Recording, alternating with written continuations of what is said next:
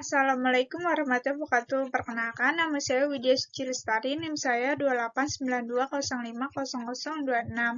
Saya Prodi Manajemen semester 3 Kampus Pancasakti Bekasi. Dosen penguji Ibu Natali Wiyani, SPD MAK AK. Mata kuliah Intermediate Accounting. Materi utang jangka panjang. Pengertian utang jangka panjang. Utang jangka panjang adalah salah satu kewajiban keuangan perusahaan yang dapat dilunaskan dalam jangka waktu lebih dari 1 tahun. Bahkan jatuh tempo pelunasan utang berkisaran 5-20 tahun, tergantung pada perjanjian kedua belah pihak.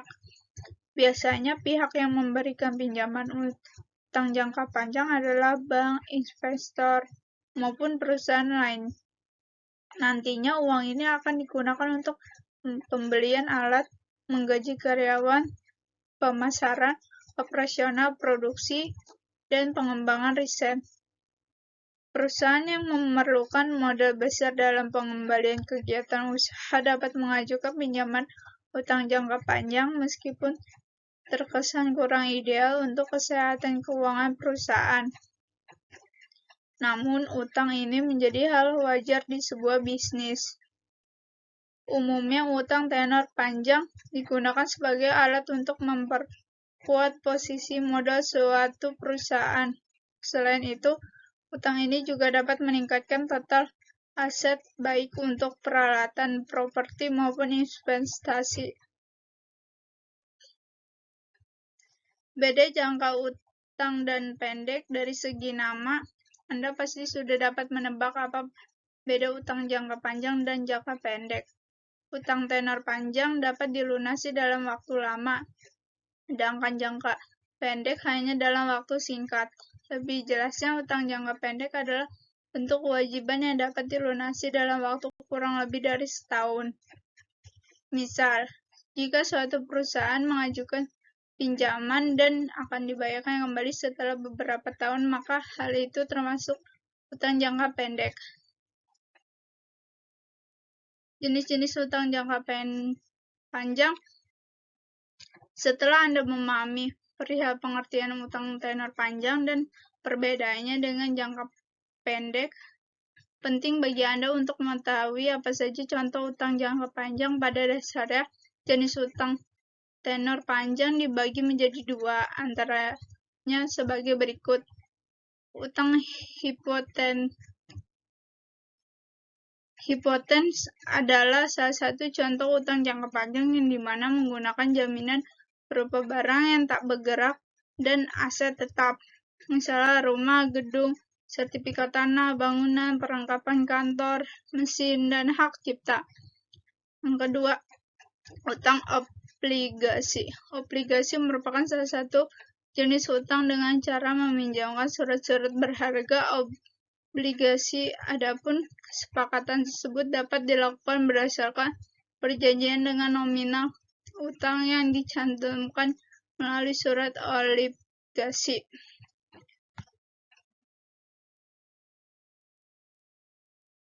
Manfaat utang jangka panjang. Sama seperti beberapa jenis utang pada umumnya, terdapat keuntungan atau manfaat dari adanya utang dengan tenor panjang bagi suatu perusahaan. Berikut ini penjelasan lengkapnya. Yang pertama, dapat menggunakan aset. Saat memiliki utang, perusahaan tetap dapat menggunakan aset untuk keperluan operasional sebagai jaminan. Hal ini akan menjadi keuntungan bagi perusahaan yang ingin mengambil utang tenor panjang, karena Anda tetap dapat mengembangkan kegiatan usaha dengan memanfaatkan aset jaminan. Yang kedua, bunga yang lebih rendah. Umumnya utang tenor panjang mempunyai suku bunga tetap. Jika suku bunga naik, maka nilai aset yang menjadi jaminan yang akan mengikuti kenaikan dari suku bunga. Namun, apabila suku bunga turun, maka bunga utang tetap berada pada nilai dalam kesepakatan sebelumnya antara kedua belah pihak. Yang ketiga, mengurangi jumlah pajak. Saat suatu perusahaan mengajukan pinjaman utang tenor panjang, maka ia harus menanggung kewajiban bunga utang dalam setiap tahunnya. Hal ini akan membuat keuntungan perusahaan berkurang sehingga mengurangi jumlah beban pajak yang harus dilunasi oleh perusahaan. Risiko utang jangka panjang. Meskipun mempunyai beberapa manfaat, namun utang tenor panjang pun tidak lepas dari adanya risiko apapun. Adapun bahaya risiko utang dalam jangka panjang yang akan ditanggung oleh perusahaan adalah sebagai berikut.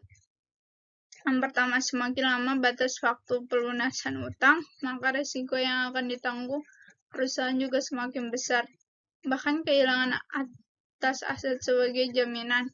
Yang kedua, perusahaan dituntut untuk terus meningkatkan jumlah pendapatannya agar laba pun meningkat. Yang ketiga, perusahaan harus selalu siap sedia atas kecukupan dana cukup yang akan dialokasikan untuk melunasi utang saat tiba waktu jatuh tempo. Yang keempat, akan berpengaruh terhadap nilai saham perusahaan yang menurun jika utang terlalu tinggi atau rendah. Pasalnya, utang tenor panjang merupakan tolak ukur kemampuan perusahaan dalam mengelola modal dan utang. Itulah dia pembahasan mengenai utang jangka panjang. Dan dasarnya utang jangka panjang bermanfaat bagi perusahaan jika mampu mengembangkan dengan baik, namun akan menjadi bumerang jika tidak dikelola dengan baik. Contoh kewajiban jangka panjang dapat berupa: yang pertama, utang obligasi atau bond payable. Perusahaan-perusahaan besar tidak dapat meminjam uang miliaran dari satu pemberi pinjaman atau kreditor. Dengan demikian, perusahaan tersebut dapat menerbitkan atau menjual obligasi kepada publik. Yang kedua, utang hipotek atau mortgage notes payable. Utang hipotek yaitu suatu jenis pinjaman atau utang jangka panjang dengan jaminan benda-benda tidak bergerak. Yang ketiga, wholesale bayar jangka panjang atau long term notes. Wholesale yang berjangka panjang minimum 30 hari. Biasanya wholesale jangka panjang ini ditarik antara 60 sampai 90 hari setelah diterbitkan. Yang keempat, kewajiban lease. Lease adalah kesepakatan sewa di mana penyewa atau lessee sepakat untuk membayar sewa pada pemilik properti atau lessor atas penggunaan aset. Yang kelima, kewajiban pensiun atau pasca pensiun. Secara umum, terdapat dua prinsip dasar sehubungan dengan kewajiban pasca pensiun, yaitu kontribusi pasti dan manfaat pasti. Dalam kontribusi pasti, karyawan menyetorkan jumlah uang yang tetap kepada dana pensiun. Kewajiban perusahaan akan berakhir sejak kontribusi dilakukan. Yang keenam, perjanjian dengan pembayaran angsuran. Hutang hipotek. Hutang hipotek adalah pinjaman yang harus dijamin dengan harta tidak bergerak. Dijamin perjanjian hutang disebutkan kekayaan peminjam yang dijadikan jaminan, misalnya berupa tanah atas gedung. Jika peminjaman tidak melunasi pinjaman pada waktunya, maka pemberi pinjaman dapat menjual jaminan untuk diperhitungkan dengan pinjaman yang bersangkutan. Pinjaman hipotek biasanya diambil jika dana yang diperlukan dapat dipinjamkan dari satu sumber, misalnya dengan pengambilan pinjaman dari suatu bank tertentu. Contoh soal. Pada tanggal 1 Februari 2019, PT Mejaya membeli sebidang tanah berikut bangunan dengan harga Rp600 juta, dibayar dengan uang muka sebesar Rp200 juta, dan ditandatangani kontrak jaminan dari bank sebesar Rp400 juta. kontrak tersebut perusahaan untuk membayarkan kembali pinjaman dalam 2 kali angsuran masing-masing sebesar 200 juta rupiah.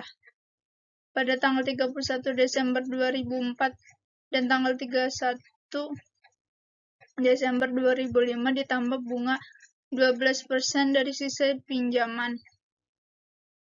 Tanggal 1 bulan 2 2019, tanah bangunan debit 600 juta. Kas atau bank kredit 600 juta. Utang hipotetik kredit 400 juta. Pada tanggal 31 bulan 12 2019, biaya bunga 48 juta di debit, utang hipotetik di debit 200 juta. Kas atau bank 200 di kredit 248 juta rupiah. Biaya tanggal 31 bulan 12 2020, biaya bunga di debit 24 juta rupiah. Utang hipotetik di debit 200 juta rupiah. Kas atau bank 224 juta rupiah. Sekian dari saya. Wassalamualaikum warahmatullahi wabarakatuh.